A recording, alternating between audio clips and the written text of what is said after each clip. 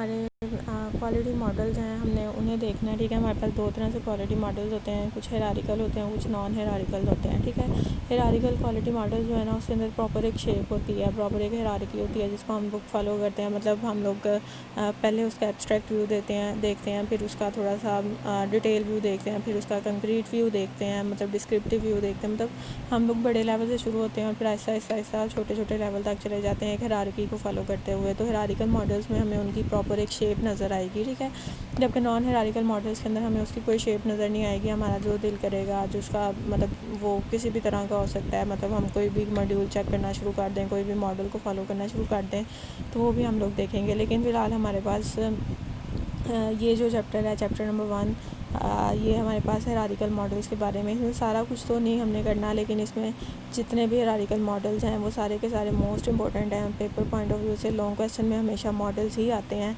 तो आप लोगों ने इसको सारे मॉडल्स को ध्यान से कर लेना। ठीक है, ये शुरू से ये इंट्रोडक्शन और ये सब कुछ करने की ज़रूरत नहीं है।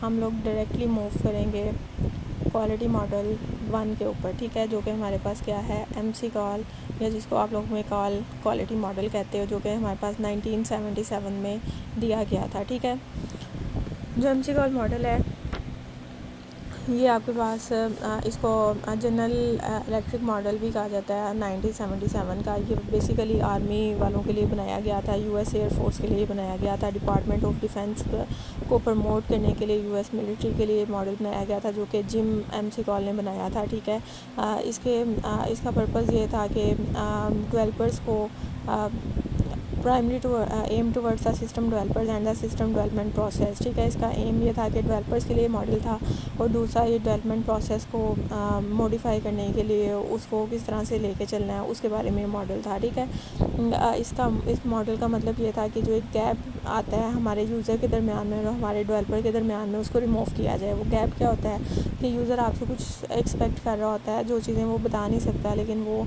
सारी चीज़ें आपके मॉडल के अंदर या आपके सॉफ्टवेयर के अंदर होनी चाहिए, वो उसकी एक्सपेक्टेशंस हैं। ठीक है, तो आपके यूज़र और आपके डेवलपर के दरमियान में जो एक गैप है उसको फुलफ़िल करने के लिए हमारे पास ये मॉडल यूज़ किया जाता है। इसके अंदर कुछ डिफरेंट क्वालिटी फैक्टर्स की डिस्कशन होगी, जिसके बारे में हम लोग देखेंगे 1 बाय 1 वो क्वालिटी फैक्टर्स हमारे पास क्या क्या होते हैं। ठीक है, हाँ, इसमें हम लोग 2 व्यूज़ को देखेंगे, यूज़र व्यू क्या होता है और डेवलपर प्रायोरिटीज़ क्या हैं हमारे पास। ठीक है, यूज़र क्या चाहता है हमसे और डेवलपर किस चीज़ को प्रेफर करेगा। तो सबसे पहले इस पिक्चर को अगर हम लोग देखें, हमारे पास इसको उसने 3 मेजर कैटेगरीज़ के अंदर डिवाइड किया हुआ है।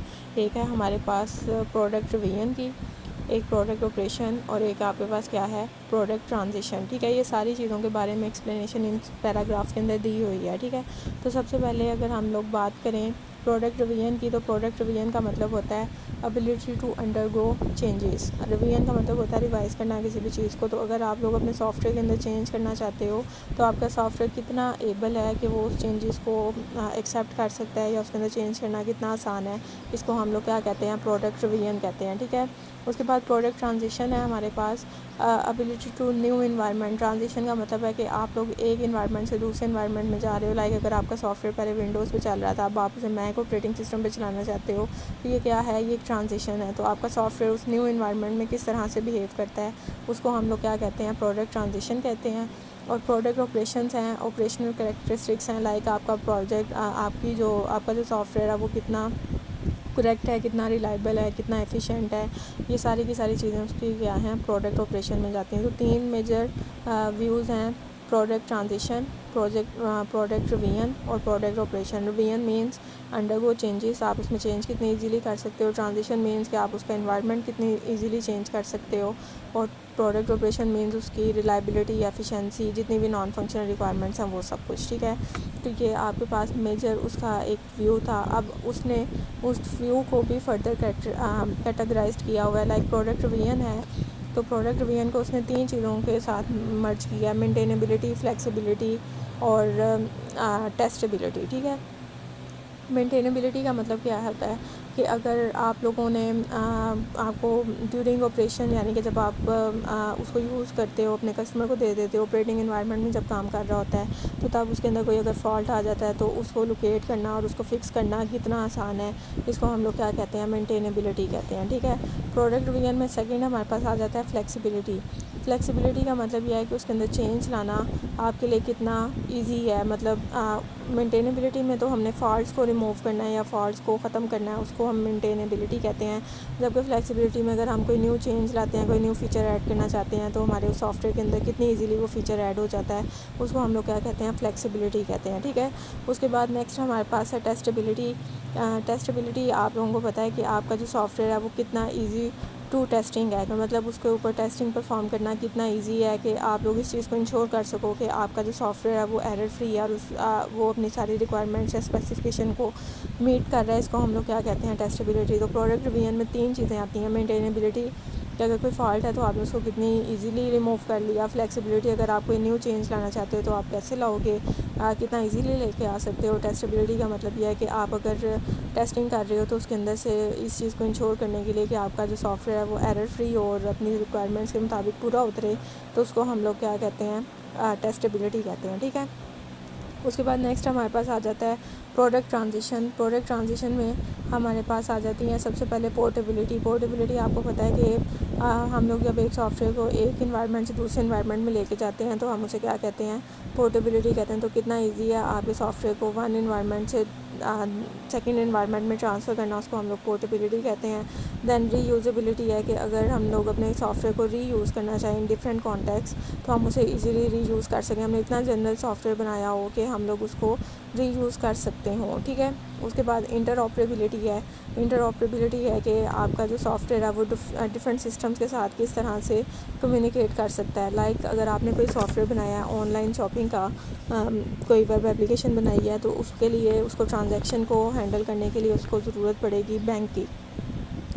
तो अब आपका सॉफ्टवेयर अगर बैंक के सॉफ्टवेयर के साथ प्रॉपर्ली कम्युनिकेट कर सकता है तो इसको हम लोग क्या कहेंगे, इंटरऑपरेबिलिटी कहेंगे। ठीक है, तो ये 3 चीज़ें हमारे पास इसमें आएंगी। प्रोडक्ट ट्रांजिशन में पोर्टेबिलिटी, चेंज करना from one environment to other environment, reusability, उस अपने सॉफ्टवेयर को रीयूज़ करना किसी डिफरेंट कॉन्टेक्स्ट में, और इंटरऑपरेबिलिटी आपका सॉफ्टवेयर दूसरे सॉफ्टवेयर के साथ किस तरह से बिहेव करता है, उसको हम लोग रीयूजेबिलिटी इंटरऑपरेबिलिटी कहते हैं। ठीक है, उसके बाद प्रोडक्ट ऑपरेशन आ जाते हैं हमारे पास।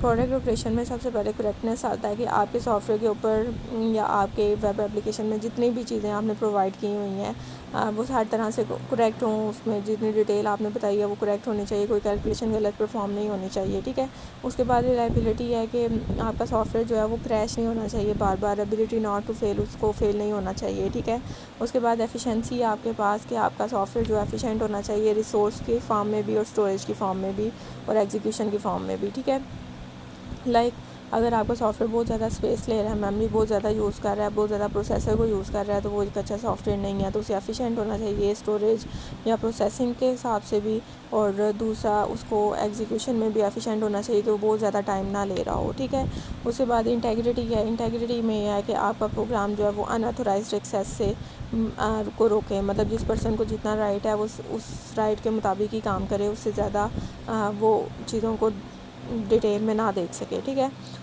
अनऑथोराइज्ड एक्सेस को हमने रोकना है। और यूज़ेबिलिटी ये होती है कि आपका सॉफ्टवेयर कितना इजी टू यूज़ है, उसको यूज़ करना आपके लिए कितना इजी है, तो उसको हम लोग यूज़ेबिलिटी कहते हैं। ठीक है, तो प्रोडक्ट ऑपरेशन में करेक्टनेस है कि आपका सॉफ्टवेयर हर तरह से करेक्ट होना चाहिए, रिलायबल होना चाहिए, क्रैश नहीं करना चाहिए, एफिशिएंट होना चाहिए, स्टोरेज और प्रोसेसिंग टाइम बहुत ज़्यादा नहीं होना चाहिए, इंटेग्रिटी जिसको जितना राइट है सिर्फ उतना ही डाटा वो एक्सेस कर रहे हों, और यूज़ेबिलिटी कि आपका सॉफ्टवेयर इजी टू यूज़ होना चाहिए। ठीक है, ये उसने 11 फैक्टर्स बताए हुए हैं। ठीक है, ये जो 11 फैक्टर्स थे जो भी हमने पढ़े हैं ये थे developer viewed by the user, मतलब ये एक्सटर्नल व्यू है जिसको यूज़र के पॉइंट ऑफ व्यू से डिज़ाइन किया गया है कि आपका यूज़र आपसे ये सारी चीज़ें चाहता है। ठीक है, जबकि हमने इन 11 फैक्टर्स को भी मज़ीद